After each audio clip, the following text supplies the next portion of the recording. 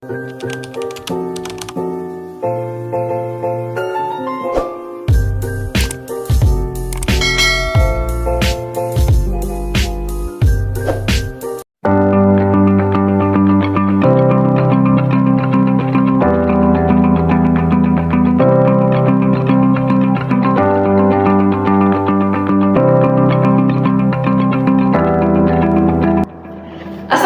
warahmatullahi wabarakatuh. Hello everyone, my name is Dianta Brukadir. Now I'm going to explain to you all about concept of cross-culture understanding. So I have 5 topics here that I have to explain to you all, or that we can discuss about this. The first one is definition of culture atau apa sih budaya. The second is characteristic of culture, ciri-ciri budaya. Yang ketiga adalah definition of cross-culture understanding. Jadi apa sih cross-culture understanding atau pemahaman lintas budaya itu? Yang keempat yaitu 2 aspects of culture. Jadi 2 aspek dari budaya, ada surface culture dan juga deep culture. Ada culture yang dilihat dan juga culture yang tersembunyi. Yang kelima yaitu why we should learn about cross culture understanding. Jadi kenapa kita harus mempelajari tentang cross culture understanding atau pemahaman lintas budaya ini. Baiklah, untuk yang pertama yaitu definition of culture. Apa sih itu culture atau budaya? According to Levin, 1992, a shared background, ethnic, national, religious, from a common language and communication style, beliefs, customs, attitudes, and values. Jadi menurut Levin tahun 1992, itu menurut Levin ini a shared background. Jadi setiap negara itu memiliki background atau latar belakang yang berbeda-beda. Jadi ada ethnic, national, religious, dan we can share each other. Jadi kita bisa saling berbagi budaya-budaya itu. For example, the communication style, cara setiap orang berkomunikasi dalam setiap negara atau suatu daerah. Terus beliefs, kepercayaan, dan juga attitudes, values, nilai-nilai yang ada di negara tersebut. Yang kedua yaitu characteristic of culture, ciri-ciri budaya. Ternyata budaya itu sendiri memiliki beberapa ciri-ciri. Yang pertama yaitu culture is learned. Jadi budaya itu harus dipelajari. It's not biological. Jadi itu tidak biologi, maksudnya sejak kita lahir itu tidak langsung diwariskan. Jadi kita harus mempelajarinya. Yang kita tahu tuh budaya itu bersifat turun-temurun atau diwariskan dari mungkin kakek kita, ke orang tua kita, paman kita, terus ke kita gitu. Tapi memang untuk mendapat warisan itu kita harus mempelajarinya, seperti bahasa daerah kita atau bahasa di negara tersebut, terus makanan khas daerah, tarian-tarian, itu memang harus dipelajari, itu tidak dapat langsung diwariskan gitu. Kita harus mempelajarinya mungkin dari keluarga atau masyarakat atau teman sebaya. Kita harus mempelajari culture itu yang memang tidak culture ini tidak diwariskan. Jadi kita harus mempelajarinya. Yang kedua yaitu culture is shared. Jadi culture itu dibagi, dimana untuk tidak terjadinya kesalahpahaman antar budaya, itu kita harus saling berbagi budaya yang mana sudah kita pelajari. Kita bisa berbagi dengan budaya-budaya yang lain atau negara-negara yang lain untuk saling menghormati dan tidak terjadinya kesalahpahaman. Yang ketiga yaitu culture based symbols. Jadi budaya itu berdasarkan simbol. Nah, simbol merupakan sesuatu yang menjelaskan sesuatu yang lain. Jadi di mana di suatu negara atau suatu daerah itu sudah disepakati bersama untuk menjadi budaya mereka. Jadi sudah disepakati bersama dan bersifat arbitrary atau mana suka. Contohnya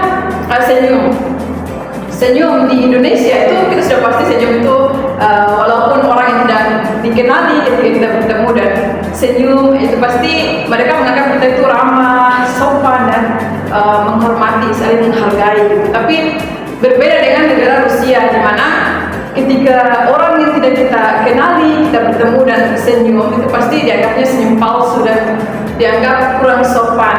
Nah, karena di Indonesia memang itu sudah menjadi budaya Indonesia, di mana senyum itu suatu simbol yang menandakan penghargaan gitu, kayak menghargai orang yang lebih dewasa atau menghargai orang lain, terus menandakan keramahan gitu. Tapi berbeda dengan Rusia, di mana memang sudah menjadi kesepakatan mereka bahwa senyum kepada orang yang tidak dikenal itu dianggap kurang sopan.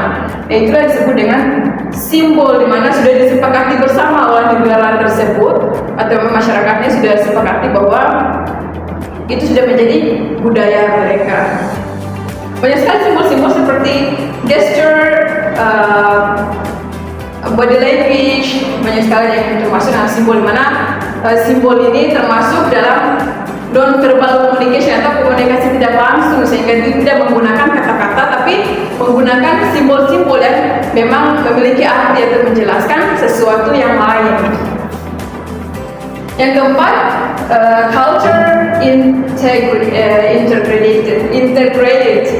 Jadi culture itu integrasi, di mana budaya yang satu dengan budaya yang lain itu saling berkaitan. Jadi ketika kita mempelajari suatu budaya, itu harus mempelajari seluruhnya, tidak bisa setengah-setengah gitu, karena semuanya itu berkaitan. Dimana contohnya bahasa dan juga budaya itu saling berkaitan. Ketika kita mempelajari suatu bahasa, otomatis kita harus mempelajari budaya di mana bahasa tersebut berasal. Yang kelima, ciri-ciri characteristics of culture yang bagian kelima, yaitu culture is dynamic, dinamis. Jadi budaya itu dinamis, bukan statis ya. Jadi budaya itu tidak tetap, tapi dinamis, berubah-ubah gitu. Jadi bisa berubah dari waktu ke waktu tergantung masyarakatnya atau tergantung zaman gitu.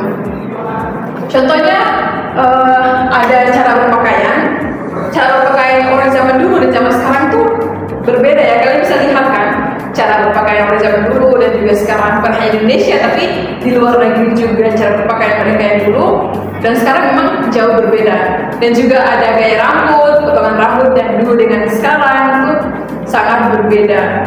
Terus ada juga contohnya bahwa budaya itu dinamis adalah komunikasi, cara mereka berkomunikasi. Dimana kalau dulu itu, kalau zaman dulu tuh biasa komunikasinya mengirim surat, ya saling mengirim surat. Kalau jauh tuh biasanya sampainya nanti 1 bulan atau berminggu itu baru suratnya sampai. Tapi kalian bisa lihat sekarang dengan berkembangnya teknologi, sekarang berkomunikasi dengan jarak jauh tuh menggunakan handphone, bisa video call juga. Nah itu termasuk dalam culture is dynamic. Jadi culture itu berubah-ubah. Jadi cara komunikasi mereka, fashion mereka itu dari zaman ke zaman itu nanti berubah-ubah.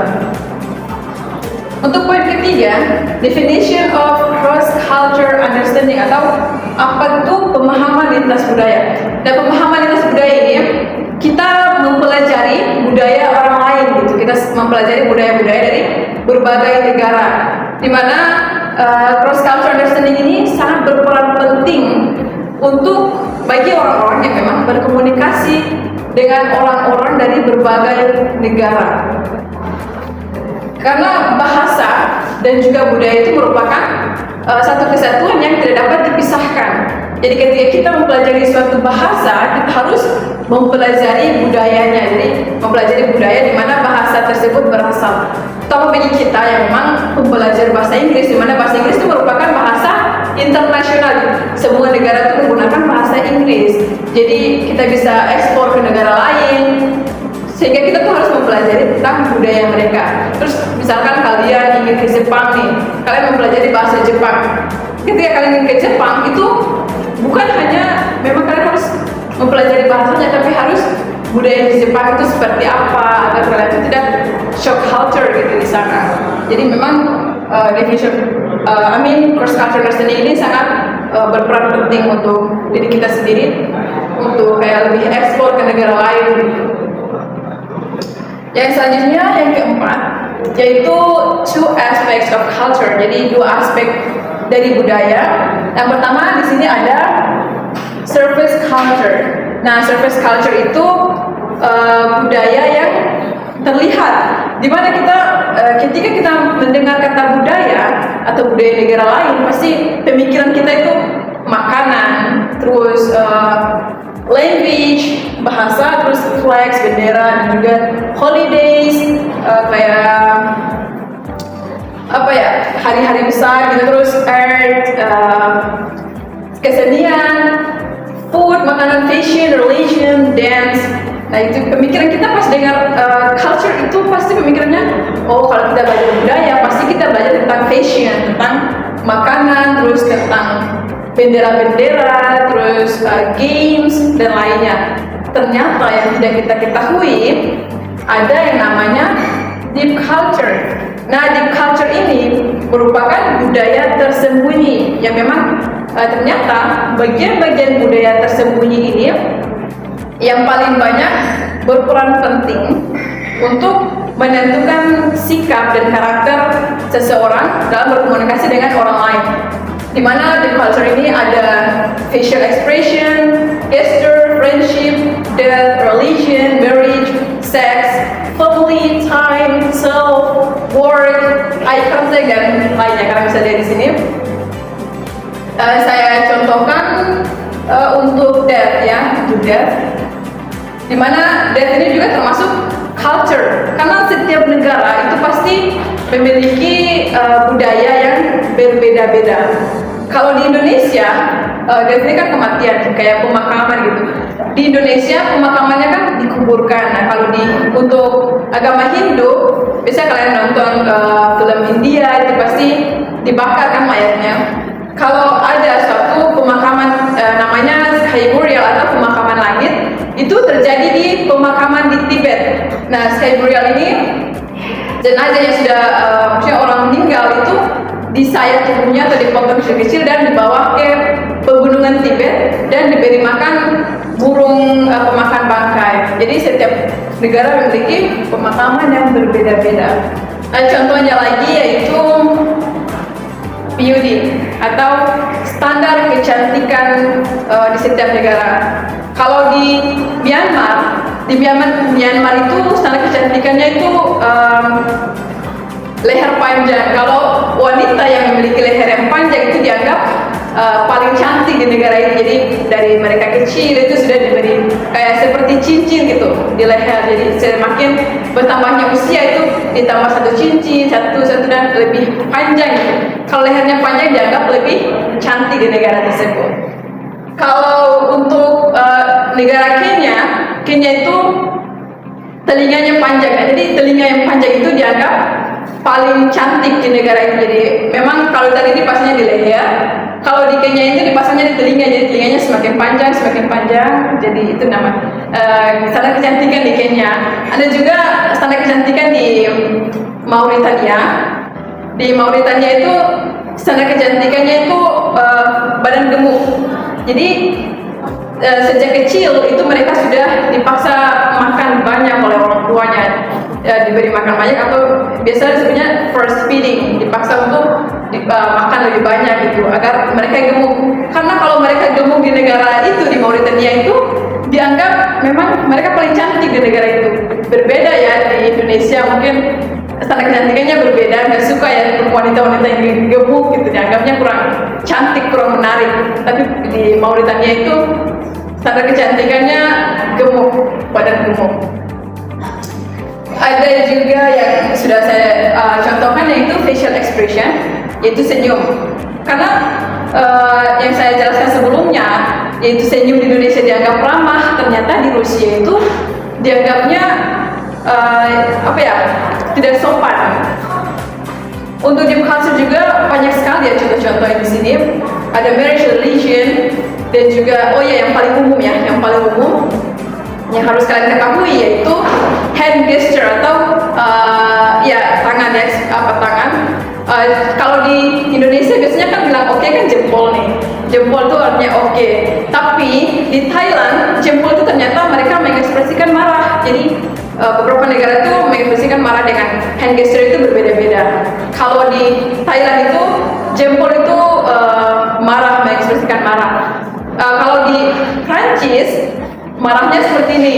mengekspresi maknanya hand gesture seperti ini. Kalau Indonesia kan gini oke juga nih. Kalau di Vietnam seperti ini. Nggak tahu ya kalau di Indonesia nih maknanya apa atau mengekspresikan apa, tapi di Vietnam mengekspresikan maknanya seperti ini. Jadi masing-masing negara itu mengekspresikan marah dengan hand gesture yang berbeda-beda. Terus setiap negara memiliki budaya yang memang berbeda-beda.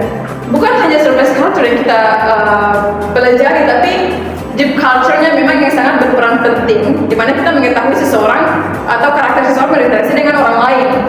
Jadi harus pelajari tentang deep culture-nya. Kalian bisa lihat yang terlihatnya lebih sedikit daripada apa yang tersembunyi yang tidak kita ketahui selama ini di deep culture-nya. Baiklah, selanjutnya yaitu poin kelima, why we should learn about cross-culture understanding. Kenapa sih kita harus belajar tentang cross-culture understanding? Atau kenapa kita harus belajar tentang pemahaman lintas budaya ini? Emangnya penting? Ya memang sangat penting ya, karena ketika kita belajar budaya orang lain, itu agar menjadi tidak terjadinya kesalahpahaman, dan memang membuat kita tuh lebih menghargai keberagaman di mana setiap negara, setiap wilayah, bukan hanya negara ya, tapi setiap daerah, wilayah atau perkotaan itu memiliki budaya mereka masing-masing. Jadi pemahaman lintas budaya ini membuat kita menghargai perbedaan dan juga membuat kita lebih mudah beradaptasi dalam suatu wilayah. Nah, untuk kita yang memang mau eksplor ke negara lain, misalnya kalian mau ke Korea, ke Jepang, ke Jerman, Prancis, dan lain-lain, itu kalian memang harus mempelajari budayanya agar ketika kalian di sana itu kalian mudah beradaptasi dan tidak terjadi culture shock di sana. Jadi memang pemahaman atas budaya ini sangat penting untuk dipelajari, atau budaya-budaya orang lain itu memang sangat penting untuk dipelajari agar saling menghargai. Kita tahu kita tidak shock culture di sana dan memang mudah untuk beradaptasi dengan di wilayah tersebut. Nah, untuk